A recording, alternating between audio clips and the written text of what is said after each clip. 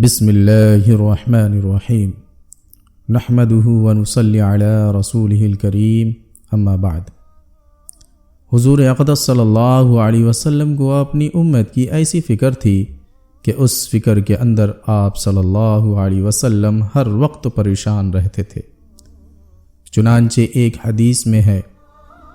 کہ حضور اقدس صلی اللہ علیہ وسلم ہمیشہ فکر مند سوچ میں ڈوبے ہوئے ہوتے تھے، اور ایسا معلوم ہوتا تھا کہ ہر وقت آپ صلی اللہ علیہ وسلم پر کوئی غم چھایا ہوا ہے۔ کیا وہ غم پیسے جمع کرنے کا تھا یا وہ غم اپنی شان و شوکت بڑھانے کا تھا، بلکہ وہ غم اس بات کا تھا کہ جس قوم کی طرف مجھے بھیجا گیا ہے میں اس کو کس طرح جہنم کی آگ سے بچاؤں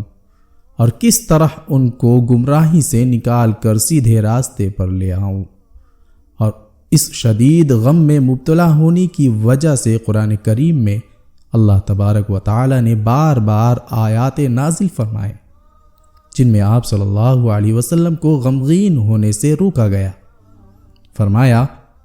لعلک باخع نفسک الا یکونوا مؤمنین، یعنی آپ اپنی جان کو کیوں ہلاک کر رہے ہیں؟ اس وجہ سے کہ یہ لوگ ایمان نہیں لا رہے ہیں۔ ایک حدیث پاک میں ہے کہ حضور اقدس صلی اللہ علیہ وسلم نے فرمایا کہ میری مثال اس شخص جیسی ہے جس نے ایک آگ سلگائی اور آگ کو دیکھ کر پروانے آگ پر گرنے لگے۔ وہ شخص ان پروانوں کو آگ سے دور رکھنے کی کوشش کر رہا ہے تاکہ وہ آگ میں گر کر جل نہ جائے۔ اسی طرح میں بھی تمہیں جہنم کی آگ سے بچانے کی کوشش کر رہا ہوں، تمہاری کمر پکڑ کر تمہیں روک رہا ہوں، مگر تم جہنم کی آگ کے اندر گرے جا رہے ہو۔ آپ صلی اللہ علیہ وسلم کو اپنی امت کے ان لوگوں کی اتنی فکر تھی، اور صرف امت کے ان افراد کی فکر نہیں تھی جو آپ صلی اللہ علیہ وسلم کے زمانے میں موجود تھے، بلکہ آئندہ آنے والے زمانے کے لوگوں کی بھی آپ صلی اللہ علیہ وسلم کو فکر تھی۔ آئندہ کیا کیا فتنے آنے والے ہیں، چنانچہ آپ صلی اللہ علیہ وسلم نے آئندہ آنے والے لوگوں کو بتایا کہ تمہارے زمانے میں کیا کیا حالات پیش آنے والے ہیں۔ تقریباً تمام احادیث کی کتابوں میں ایک مستقل باب ابواب الفتن کے نام سے موجود ہے، جس میں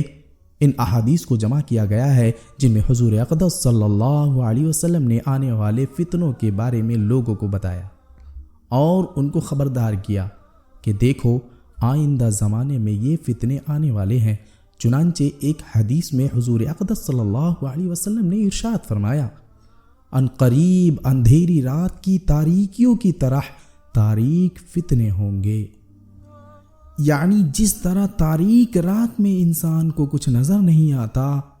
کہاں جائے راستہ کہاں ہے، اسی طرح ان فتنوں کے زمانے میں بھی یہ سمجھ میں نہیں آئے گا کہ انسان کیا کرے اور کیا نہ کرے، اور وہ فتنے پورے معاشرے اور ماحول کو گھیر لیں گے اور بظاہر ان سے کوئی جائے پناہ نظر نہیں آئے گی۔ اور آپ صلی اللہ علیہ وسلم نے فرمایا ان فتنوں سے اللہ تبارک و تعالی کی پناہ مانگا کرو اور یہ دعا کیا کرو اللہم انا نعوذ بک من الفتن ما ظہر منہا وما بطن، اے اللہ ہم آنے والے فتنوں سے آپ کی پناہ چاہتے ہیں، ظاہری فتنوں سے بھی اور باطنی فتنوں سے بھی پناہ چاہتے ہیں۔ غرض